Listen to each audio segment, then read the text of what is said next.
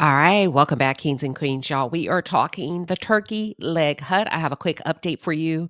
In the case of the turkey leg hut, recently, Nakia Holmes was arrested here in Houston, Texas, for aiding and abetting her boyfriend, who brutally beat his ex-girlfriend.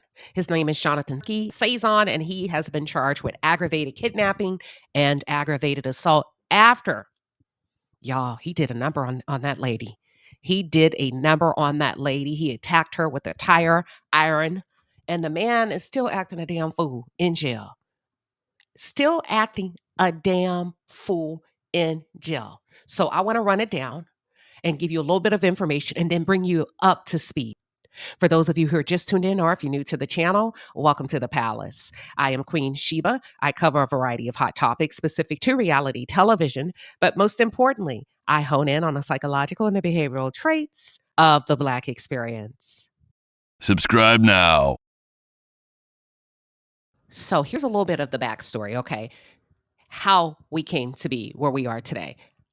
The constable deputies in Houston were called to a home, a private residence, about a family disturbance, okay? And this is pretty sad because her daughter, the victim's daughter, was able to track down the victim by using her location. She said, "Hey, that's really odd.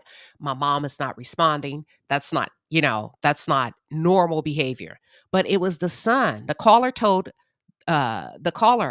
officials that his mother, it was her son, his mother had been beaten severely by his stepfather and was at Memorial Hermann Hospital. Let's pause right there. It's bad enough that this man beat this woman to a pulp. And if I could exercise just a little bit of common sense in this situation, I would say he was trying to kill that lady. Okay, that's bad in and of itself. Lock his ass up. That's the first thing. The second thing is the kids are aware and the kids have witnessed this. See, it's one thing for adults to do what they do and take a man back or take a woman back. But when you start to, because this has been ongoing abuse for a number of years, 6 years to be exact. But when we start to endanger the children and expose them to this level of violence, there is something that it does to them. And if you think I'm lying, look up the effects. It's called adverse childhood experiences, and you can find it if you go and Google it and go to the CDC. Okay, so whether the kids are being abused or not, the fact that they get to witness the abuse will impact and affect them as grown as adults. Let's continue, okay? The victim told deputies that Johnathan Saizon had come to the home and forced her into his vehicle. Once she was inside the car, he physically assaulted her with his fist and with a tire iron repeatedly. According to the officials, the victim was held against her will. I told you, for 6 hours. Officials said Saizon eventually dropped her off at Memorial Hermann after he made her promise that she would not press charges and or call the police. And as a matter of fact, listen, he told her, "You gonna tell them you got jumped by a group of women." That is not why we are here today. We previously covered this story. The man had the nerve, y'all. And I'm gonna get to it. He's been locked up for a couple of weeks, right? Why is the man in jail calling the victim, harassing the victim? According to the deputies, they said she had lacerations on her face, staples to the head, and stitches on her toes from being bit. According to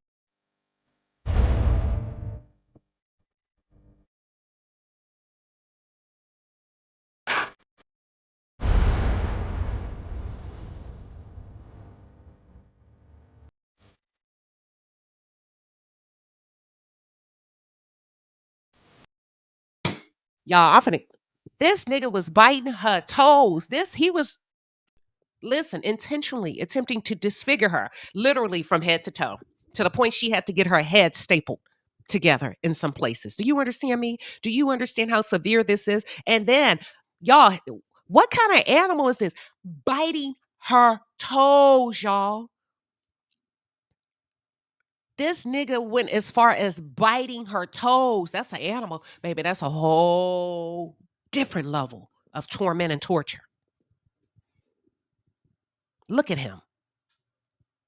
The constable's office deputies checked flock cameras. Okay, this is how Nakia gets involved into it. First of all, he utilized Nakia's address, and you let him, as a grown woman, as his domicile.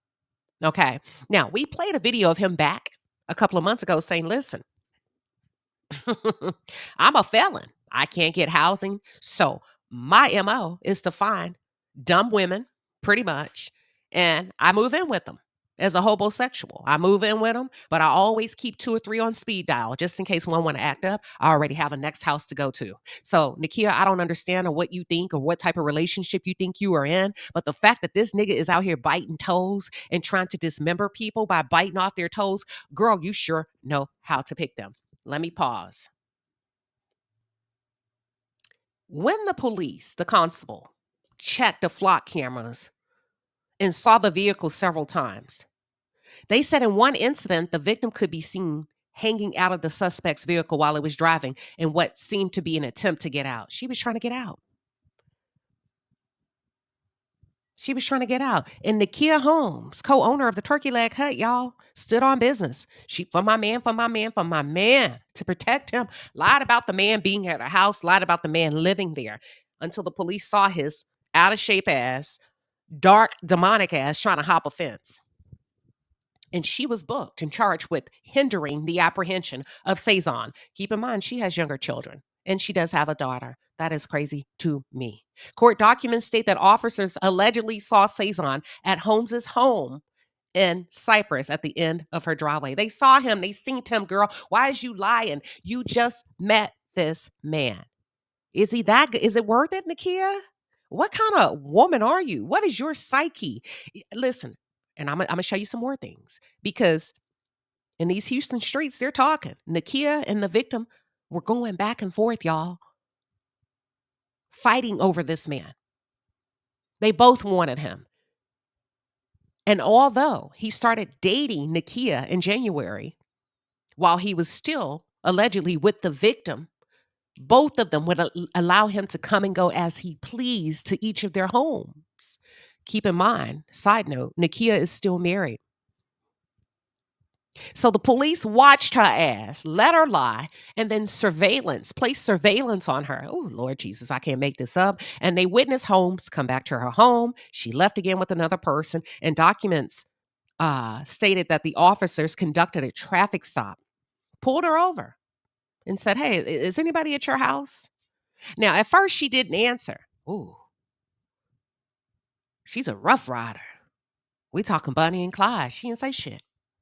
But officers told her that Saizon was seen at her home and he had warrants for his arrest. Holmes allegedly maintained that nobody, so she doubled down. Nah, ain't nobody at my house. And I don't even know him. I don't know no Johnathan Saizon. Listen, when I tell you I can't make this up, then during the traffic stop, officers were told that Saizon was seen. So they were trailing her in surveillance, surveying her home at the same time. She didn't know that. So while they're dealing with her, they get a call and say, wait a minute, this nigga is jumping the fence right now. And according to court records, then she changed her story to officers and told them she picked up Saizon's mother. Saizon told Holmes he thought a cop passed by and told her to look. When she came back home, she did not know if Saizon had left or was hiding. Girl, you doing all this. You doing all of this for a homosexual. A man that will do the same thing to you and bite your toes off. That is crazy to me. A man that'll put staples in your head. You doing all of this for that? Damn. Now, a little bit of the backstory. He's charged with aggravated kidnapping, aggravated assault. She was held against her will. Then he dropped her off. Y'all, who does that? That is the mind of a serial killer, if you ask me. I'm going to beat you brutally for 6 hours. I'm going to try to bite your toes off. Okay. And then I'm going to drop you off. And I expect your loyalty. You're going to tell them you got jumped.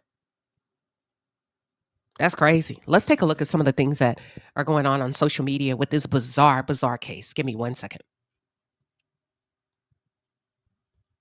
Real quick, let me just give you a rundown of what this man has picked up additional charges while in jail. When I tell you y'all need to lock his ass up.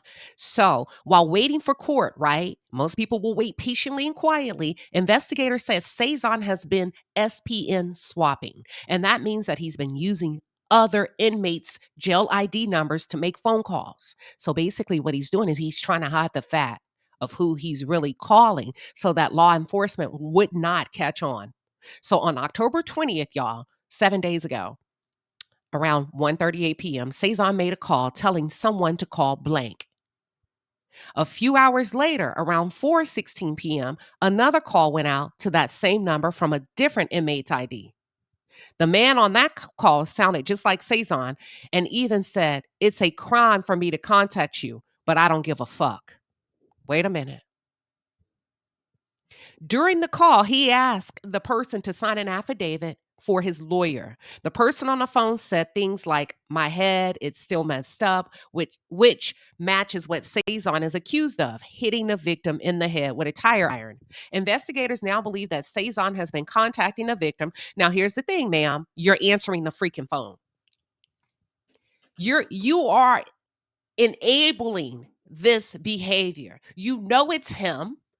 Your story is all over the news. People are rooting for you. Pardon my language, y'all, but this is the shit that pisses me off. Because when people like us use our platforms to support you, why the fuck would you pick up the phone? Why are you playing with our taxpayers' dollars like this? It's our dollars that get to try this nigga and put his ass on trial, and you really gonna answer the phone for him? If you can't do it for you, do it for your kids. Stop tormenting your kids. Stop doing that crap to your children and expecting them to grow up normal. Girl, if you can't be strong for yourself, be strong for your children. You have a young adult daughter that you should be focused on. Why the fuck are you accepting calls from a fucking man that tried to bite your toes off? Y'all, I can't make this up. And I am not victim shaming, but he's locked up. You don't have to answer. He's fucking going to jail.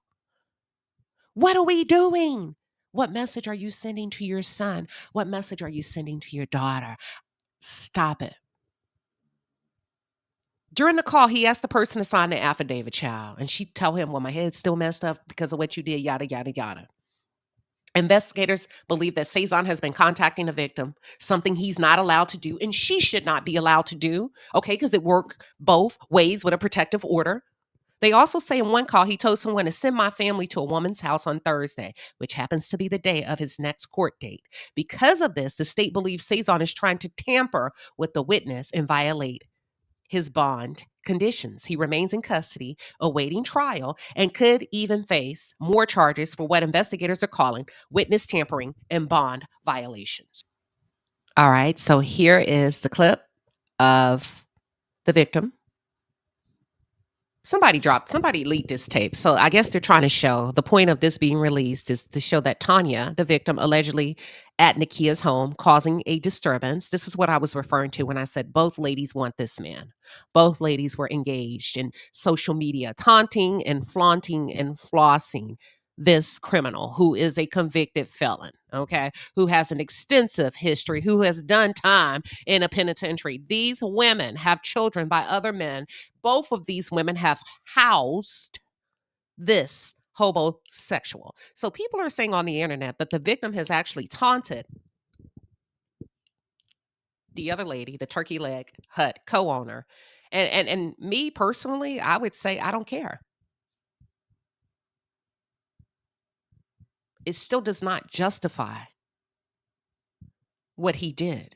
Okay. And I don't think anybody's trying to justify it. Let me just be fair. But what people are saying here is that he went over there to beat her for bothering the new chick, which is the turkey leg hut owner.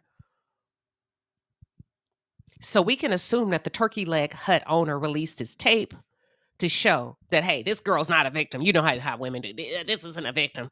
She's just as aggressive. She's just as a blah, blah, blah. Ladies, y'all need to stop. Tanya, why are you taking calls from this man? Why are you putting yourself in that position? Why are you doing that to your children who were just tormented, who will probably have PTSD from witnessing your 6-year relationship of their mother being beat, dragged by a man who's not their father, a man that you're not married to? Why are y'all bringing these men in your home? Why are y'all enduring this just to say you have a man? Yeah, I'm going in because it's not cool. You're impacting these kids who will hopefully not, but in many cases, they do grow up to be hellhounds. They do grow up to be crash outs. And here it is. Listen, this is this guy's page.